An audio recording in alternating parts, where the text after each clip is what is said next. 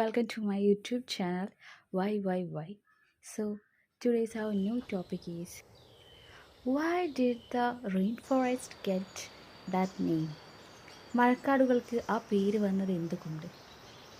മഴക്കാടുകൾ എന്നറിയപ്പെടുന്ന നിത്യഹരിത വനങ്ങൾ ഭൂമധ്യരേഖ പ്രദേശത്താണ് കേന്ദ്രീകരിക്കുന്നത്. ഭൂമധ്യരേഖ അഥവാ ഇക്വേറ്റർ. മഴക്കാടുകൾ അഥവാ റെയിൻ ഫോറസ്റ്റ് എന്നത് ആർദ്ര നിത്യഹരിത വനങ്ങൾക്ക് അഥവാ വെറ്റ് എവർഗ്രീൻ ഫോറസ്റ്റ് എന്നാണ് പണ്ട് ഉപയോഗിച്ച് വന്നിരുന്നത്.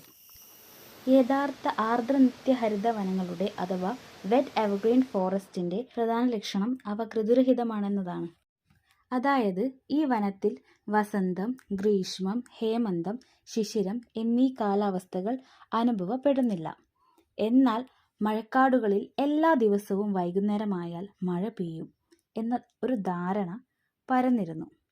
ഈ കാടുകൾ വളർന്നിരുന്നിടങ്ങളിൽ എക്കാലവും ഈർപ്പവും കൂടിയിരിക്കും. ഇവിടെ വരണ്ട കാലാവസ്ഥ ആവർത്തിക്കപ്പെടുന്നുമില്ല. ഇത്തരത്തിൽ ലക്ഷണമൊത്ത മഴക്കാടുകൾ ഇന്ത്യയിലില്ലെന്നാണ് വനശാസ്ത്രജ്ഞന്മാർ പറയുന്നത്. വർഷത്തിൽ 200-225 സെൻറ്റിമീറ്ററിലേറെ മഴ ലഭിക്കുന്ന വനപ്രദേശങ്ങളാണ് ഈ മഴക്കാടുകൾ. ഈ കാടുകളിൽ അന്തരീക്ഷ താപനില ശരാശരി 20 മുതൽ 30 ഡിഗ്രി സെൽഷ്യസ് വരെയായിരിക്കും. ഇത്തരം വനങ്ങളിൽ 100-ലധികം അടി പൊക്കമുള്ള മരങ്ങൾ കാണാം. ഇവിടുത്തെ വൃക്ഷങ്ങൾ ഇല പൊഴിയുന്നവയല്ല. വർദ്ധിച്ച ജലവൈവിധ്യം. നിത്യഹരിത വനങ്ങളുടെ ചെറിയൊരു ഭാഗത്തു തന്നെ 100 കണക്കിന് വൃക്ഷജാതികൾ കാണാനും കഴിയും. വൃക്ഷങ്ങളിൽ ചുറ്റിപ്പടരുന്ന വള്ളികളല്ലാതെ കുറ്റിച്ചെടികൾ പൊതുവെ കുറവായിരിക്കും.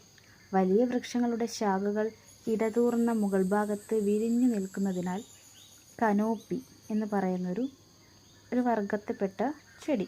ഇത്തരം കാടിൻ്റെ ഉള്ളുകളിൽ സൂര്യരശ്മി കിട്ടാനുള്ള സാധ്യത കുറയ്ക്കുന്നു.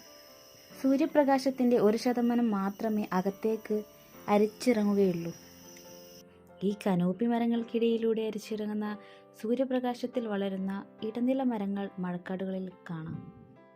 ജന്തുവൈവിധ്യം മഴക്കാടുകളിൽ ധാരാളമാണ്. കേരളത്തിലെ സൈലന്റ് വാലിയിൽ ഇത്തരത്തിലുള്ള കാടുകളാണുള്ളത്. അപ്പോൾ ഇന്നത്തെ ടോപ്പിക് എല്ലാവർക്കും ഇഷ്ടമായെന്ന് കരുതുന്നു. ഇനി നമുക്ക് അടുത്ത ടോപ്പിക്കുമായി അടുത്ത വീഡിയോ കാണാം. അതുവരേക്കും ബൈ.